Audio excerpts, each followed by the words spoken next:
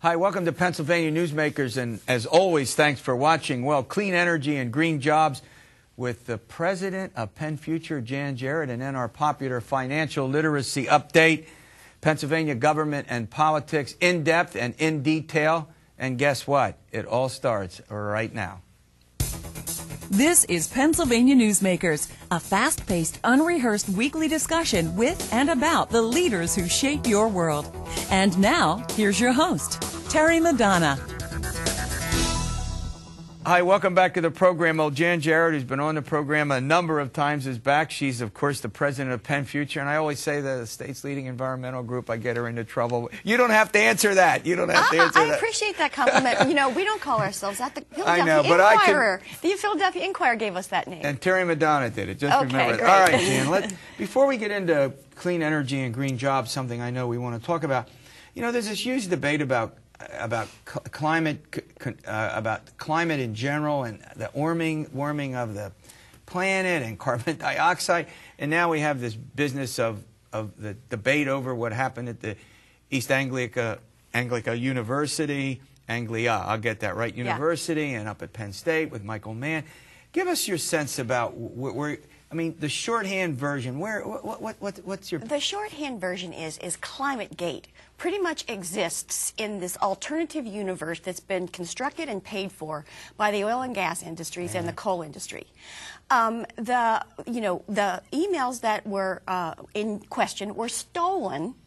And then ripped out of context, and then people, selectively put out pieces of it that for people who aren't familiar with the issue, tried to cast into doubt the fundamental science of climate change. And that has been now studied and investigated to a fare thee well. Right. And everybody who has looked at it has found nothing there. Nothing changes the fundamental conclusions of the predominant majority of climate scientists and other folks who have looked at it, but it gets put out there and then sort of bounced around the echo chamber in a deliberate attempt to confuse people. So, and the motivation is to stop policies that would move us towards sensible clean energy policies that would create jobs, would make us more secure, make the energy supply more reliable, but it would also threaten the market shares of the oil industries and the coal industries, and that's what people need to understand. The people behind this have an absolute economic interest in making people confused about the issue. But if you really look at it, you look at the scientists who have looked at it, just yesterday, Penn State exonerated. Let's lay this out for viewers. So the debate is, whether or not the planet is warming. I think there is some consensus that the planet is warming. The debate is over what causes it. Is it man-made cause, and the increase in carbon dioxide in both the air and the water, to what degree is that man-made cause, and what's its effect? I mean, at least factually, I've tried to state that, and we're going to get, Jan's on. We're going to have the other side on in subsequent program. We're going to, try to air both sides of it, which we try to do. All right. So your point is then that the planet's warming. We have more carbon dioxide. We need to do something about it, and in the process. Yes. What would you like to see done in just a global way? Well, we need to move to a future where we're generating more and more of our energy with renewable resources. Okay. We need to have more solar power, more wind power. We need to make sure that if we're burning coal, we're capturing the carbon dioxide emissions and putting it safely somewhere where it can't. Coal, is that what the? Well, I'm not quite ready to go clean coal, right. but we certainly can make it less dangerous way of producing electricity. Having transportation fuels, and maybe that includes natural gas, which we have an abundant supply of here in Pennsylvania, for transportation fuels, and both make our fuel supply more reliable, and stop sending money to governments that hate us. Even if the there may be lots of reasons to do that. Yeah, even if the conclusions about global warming are wrong, there are so many good reasons to move to to move past, Right. 19th century, 20th century ways of making energy, and finally move into the new modern ways of doing it, and in the process, boost the economy and create jobs. We released a report yesterday that was done by Black & Veatch, this nationally recognized consulting construction firm, engineering firm, that showed that HB 80, which we have introduced in the Pennsylvania House of And we're going to talk about that Representatives, in another segment. Would actually create 129,000 job years, boost our economy by billions of dollars, and actually reduce our costs. All right, yes. we're going to run to a break. I want to get into that. I want to ask you about, Marcellus Shale before you get out of here and the big tax debate. All right, we're talking with Jan Jarrett. She heads PennFUTURE. We'll be back with this discussion of clean energy, climate change, and all of that later. This broadcast of Pennsylvania Newsmakers is presented by the Pennsylvania Chamber of Business and Industry, the statewide voice of business, and by the Pennsylvania Cyber Charter School, bringing educational innovation and freedom to the children of Pennsylvania.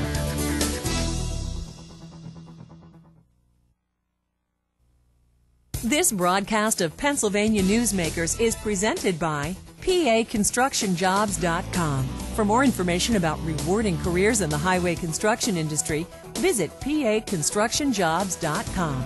And by the Pennsylvania Manufacturers Association. Business in Pennsylvania is our business. Hi, welcome back. Well, we're talking with Jan Jarrett. We're into a lot of environmental and energy, and this is extraordinarily important. It has a lot to do with the future. All right, Jan, I want to get to this clean energy, green job legislation that's in the, I guess, state Senate. Is that where it is? It's in the state. There's two bills. The one that's had most action is in the House, House Bill 80. Okay, we'll get to that. Yes. But before then, Marcellus Shale, huge energy, output, natural gas. Obviously, some people would say better than petroleum as a base and as a source for energy. It's going to be a huge employer. Big debate in our state, tax, should we tax it? I think I know what your answer is going to be. Go ahead. What do we do about taxing it? No brainer. Okay. We should tax it for so many reasons. And the argument that's been put out there and fallen back on over and over again is this is an infant industry. That is laughable. We've got ExxonMobil dropping $31 billion to get a stake in this game. They bought out another energy company that had some Marcellus Shale acreage. They bought out their leases. They're dropping $31 billion to get into this game. Mm-hmm. Those are the kinds of players we're having here. They can afford a severance tax. They pay it everywhere else. And if a severance tax isn't levied, then who gets stuck with a bill because of the impacts that drilling will have? And you want it, obviously, yes. because of the contamination. Yeah. Go ahead. Yeah, taxpayers do. Contamination, damage to the environment in other ways, but also damage to roads and bridges in the communities where the drilling is happening. Mm-hmm. They're depleting a natural resource out from under our feet. The people of Pennsylvania deserve compensation for that. And it's not going to scare the industry away. They can't move the gas. We've got a wonderfully economically the characteristics, the underlying economics are really good because of the location of the gas field close to market. That's the primary thing. And they're just rushing to come here. Every day that goes by that we don't have a severance tax, we're leaving money on the table. Okay, we're going to, we have another segment with you before we do the our popular financial literacy update. But let's just stay on that. Maybe we'll take the last segment of the program. We'll do this clean energy thing. I mean, one of the other considerations here is the job production. I mean, the fact that we're in a recession, a lot of jobs can be produced. Is that a side of this that needs to be taken into this debate, into consideration during this debate? And what do you think the balance has to be? Well, the imposition of a severance tax won't really hurt the level of production. When you look at other states where they either instituted or raised a severance tax, it had no impact really on the production, so it's not going to hurt jobs. All right, we're going to run to a quick break, and then I just want to come back before we let you go and talk a little bit about clean energy and green jobs. Great. We'll be back with Jan Jarrett in a moment. This broadcast of Pennsylvania Newsmakers is brought to you by Pennsylvania Credit Union Association. Pennsylvania Credit Unions, where people are worth more than money. To find a credit union that is right for you, check out ibelong.org. And by the Energy Association of Pennsylvania, Pennsylvania's energy information source. This broadcast of Pennsylvania Newsmakers is presented by the State System of Higher Education. 14 state-owned universities. The state system is the largest provider of higher education in Pennsylvania. And by the Hospital and Health System Association of Pennsylvania, working towards a healthy Pennsylvania. All right, welcome back. All right, Jan, let's talk a little bit about clean energy, green jobs in this House bill legislation. Yes. Quickly go over the highlights of it for our viewers. It would raise the requirement for the cleanest energy produced in Pennsylvania. Right now, we've got a requirement for 8% of our electricity to come from the cleanest sources like the sun and the wind. This bill would raise that to 15% and also require 3% of our electricity to come from solar power. Right now, it's only 0.5%. What we found out yesterday, we released a report that showed that if we enact that, it would create 129,000 job years more than if we just relied on fossil fuels to meet our future energy needs. It would also actually lower electricity prices over the length of that time because it's supply and demand. The supply of renewables would start to crowd out other expensive forms of energy and lower overall wholesale prices, which would be a benefit to consumers. Plus, it would create great economic, it would increase Pennsylvania's gross domestic product and revenues. So it's a win-win situation. Now, before I let you go, when is the due date? I mean, when would this all have to be accomplished by? We're hoping to get this passed by June. We're hoping that this is considered in the context of the budget. And how long, I mean, before these requirements would kick in? Oh, it's 2020. It phases in from now until 2024. Okay. All right, Jan Jarrett, thanks. All right, popular financial literacy update coming up. You want to stay tuned for the save money, save credit, whatever? Back in a moment. This broadcast of Pennsylvania Newsmakers is presented by Highmark Blue Shield, changing the way health plans work for business with a variety of plan options for employers and more choices for employees. Information is available at highmark.com. Have a greater hand in your company's health. And by the Pennsylvania Healthcare Association, the future of long-term care.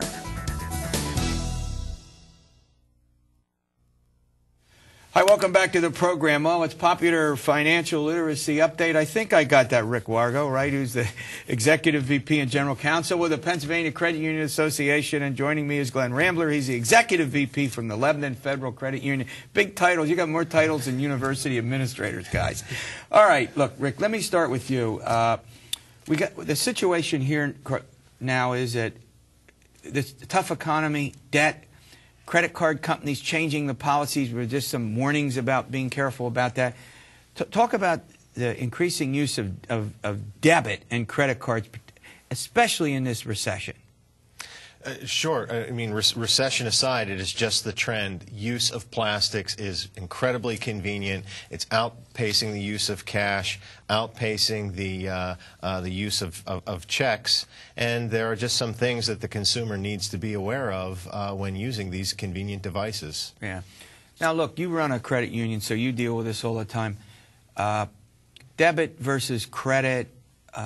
Should more people be thinking, you know, maybe we just ought to use the debit side and take the money out and be careful about this debt? I mean, I want you all to make money. We have no trouble with, you know, you're all allowed to make, go ahead. Yeah, we're actually fine, you know, with them using the credit side or debit side. What we're actually seeing, though, is that more people are now using the debit side. And I think that's, you know, a sign of the times. And it does help them to be able to control their finances when we're talking about using the debit side where you're using actual cash held rather than using the credit side where you're actually extending credit. So, yes.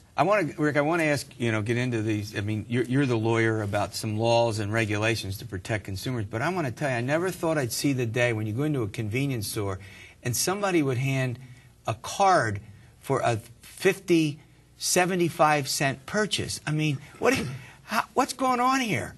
Is that, I mean, you know, and particularly young people like my son, do you have any money in your pocket? It's all, that's even more reason to be careful. Yeah, I think that's a sign of the times that people are so accustomed to using them.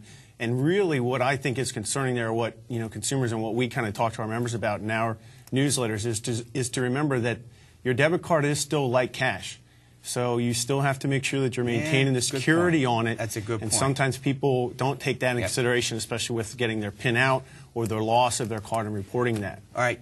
Loss on cards, good segue to liability on them. You're the lawyer. Give our viewers some legal advice. Well, here. sure. When you're using anything that's going through the Visa or the MasterCard or similar networks, there are zero liability protections in place. So if you have a lost card or if your identity is actually stolen and there are unauthorized charges, the consumer need not worry about that. That said, the consumer should still be diligent. You don't want to go through the hassle of going to your institution, looking for the reissue, the time lag between when you can get the new plastic, plus the damage that it can do to your credit score in the meantime. Yeah.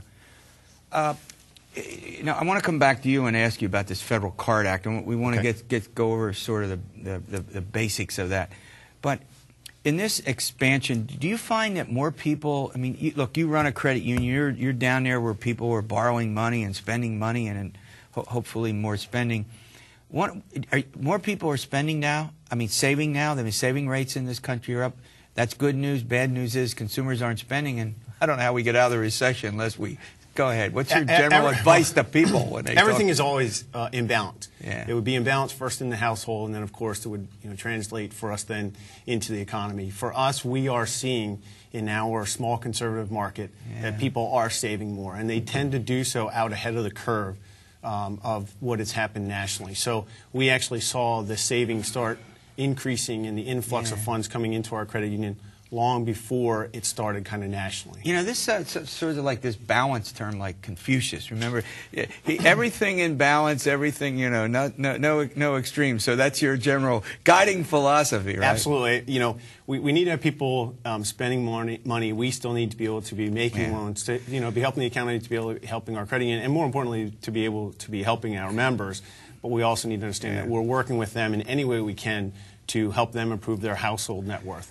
All right, look, you have the ability to explain complicated things. That's why we have you on this program. The Federal Card Act. Now, it could make my, hair hurt, but why should our viewers care about this? There are some protections in here, right, that are important to people? Correct. The Card Act, as you describe it, is a major overhaul of the regulations that apply to credit cards. It eliminates certain sharp credit practices, but more important for the consumer, that they're going to get more notice, more advance notice of when your payment is due, a longer time, the notice of the payment's due in longer time to recognize, okay, this is when I have to get that payment made if I don't want to be charged late fees. There's a series of regulations dealing with how and when financial institutions can increase rates. This is important stuff, isn't it? Very much so. Go ahead. I actually believe that there's a number of things here that were long overdue to be able to help the consumer. And I always look at, anything that's going to protect our membership is great.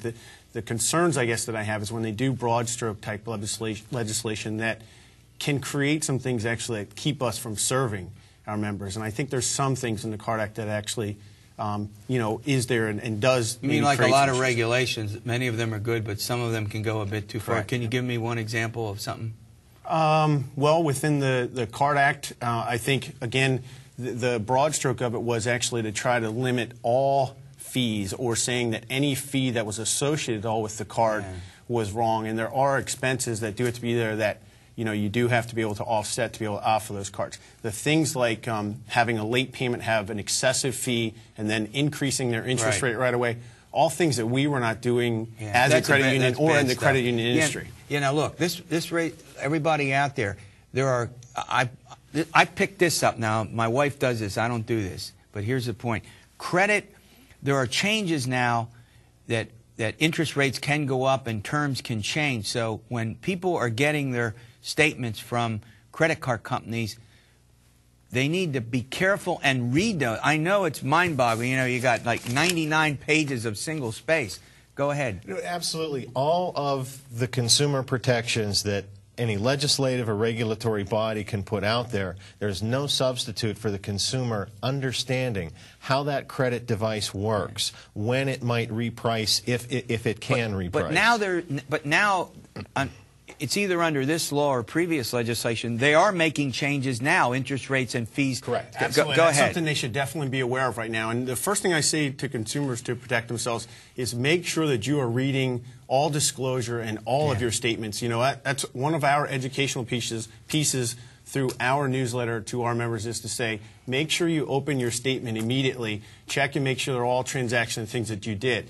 But I do believe there are several very large credit card companies that are now figuring out ways to offset these fees that are being taken away by charging annual fees again, and some of them excessive, as high as $75 So now, for an annual as fee. the old political slogan used to be, now more than ever, make sure you read those statements, and you say read them. You read them immediately, right? Immediately, yep. As soon as you receive those, I tell those people too that you should get on to using the online banking. It helps you for security. Yeah, we do online banking, by the way. We do online banking. But also, it gives you the ability to be checking it pretty much on a daily basis. I mean, your finances are a very important, asset held in your house, next to your children, maybe in your home. I mean, your money is important. All right, before we let you guys go through a couple of steps that you want our viewers to take when they deal with this, with how to protect themselves, particularly as we rack up more, debt. The consumers rack up more debt. Hopefully, they can pay that debt. Go ahead. Sure. Number one, budget. Number two, with your plastic card devices, common sense stuff. Never write the PIN on the back of the card. Don't write the PIN on a slip of paper in your wallet or purse where the bad guys can get it.